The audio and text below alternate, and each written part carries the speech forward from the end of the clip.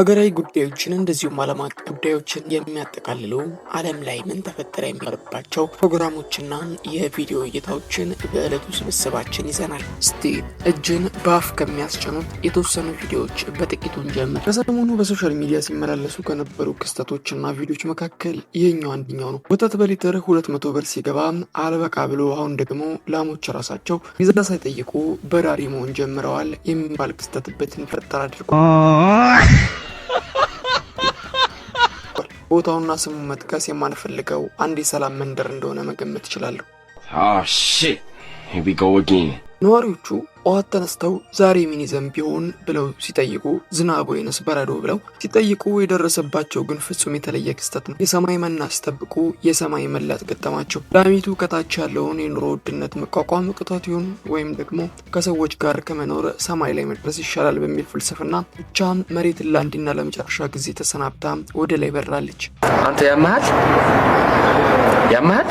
እቺላም አሁን ባላት ዝና ቢያንስ 3 የቪታሚን ማስታወቂያና 2 የቤት አከራይና ተከራይ ክርክር ላይ በባለሙያነት መቅረብ ትችላለች። መሬት ላይ ያለው ወንድሞቿና እህቶቿ በየቀኑ በዱላ እየተነዱ ሳር ፍለጋ ሲንከራተቱ እሷ ግን ሃይላይፍ ስታይል ምን እንደሆነ በተግባር ለእኛም ጭምር አሳይታናለች። ይህንን ክስተት ተከትሎ የማህበራዊ ሚዲያ ሊቃውንቶች ወዲያውኑ ትንተናቸውን መስጠት ጀምረዋል። አንደኛው የቲክቶክ አንግል ኮንሰልታንት ላሚቱ የማኒፌስቴሽን ጥበብን ተጠቅማ እንደበረረችና ፎሎወሮቿ ኮርሱን በ5000 ብር መግዛት እንዳለባቸው እየሰበኩና እያለቀሱ ነው። ስለ ማኒፌስቴሽን ላውራችሁ ለመሄድ ለኮቺንግ እኔ ጋር የመጡ ሰዎችን አውቃለሁ። እኔ በማኒፌስቴሽን በጣም ነው ማምነው። ሌላው ግን የፖለቲካ ተንታኞች ደግሞ ላሚቱ ወደ ሰማይ መውጣቷ የሀገሪቱን የኤክስፖርት ዘርፍ ወደ ላይ ለማሳደግ የታለመ ሚኒስትራዊ ስትራቴጂ ነው እያሉ ነው። 1 ቢሊዮን 5 ብር ነው የገባልኝ። ታቶ ቢሊዮነር ነው ብለህ ሄርከኝ በህልሜ እንደዚህ ጫና አርግተህ ወደ ሀገራችን አስገራሚ ቪዲዮ ስንመለስ ይህ ተግባራዊ ትምህርት እናገኛለን። የትምህርት ጥራትን ደረጃ ወደ ላይ ለመስቀል ሲባል መምህራን ራሳቸው መስተቀል አለባቸው የሚል አዲስ ሀሳብ ይዞ ብቅ ብሏል። ተማሪዎች ትኩረት አልሰጡኝም ብሎ ማልቀስ ቀርቷል። አሁን ትኩረት ለማግኘት መላ አካልን ለስበት ሕግ አሳልፎ መስጠት በቂ ነው። በነጭ ገውንና በከረባት ሰማይ ላይ መገለባበጥ ይህን ግራቪቲ የሚለውን ትምህርት በደም ለማስረጽ የተደረገ ታላቅ መስዋዕትነት ነው የሚል ትልቅ የሆነ መርህን ይዞ ብቅ ብሏል። በአንድ ወቅት መምህራን በሀሳብና በእውቀት ትውልድን ያናውጡ ነው።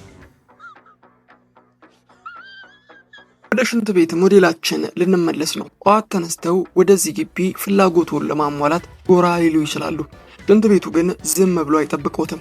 እንደ ታርዛን በገመድ እየተወዛወዘ ና ያዘኝ ና አካሪ ያስከኛት ተመኝም የሚል ሽንት ቤት ያገኛሉ። ይህንን ለመጠቀም ቀላል ሰው መሆን አይጠበቅቦትም። መጀመሪያ የባላንስ ስልጠና መውሰድ አለበት። በአየር ላይ የበረሩ ግራና ቀኝ የሚወዛወዘውን የሸክላ ወንበር ታርጌት አድርገው ልክ በሰከንድ ልዩነት ካልተጠቀሙ ሽንት ቤቱ ተመልሶ ፊትዎት ላይ ነው።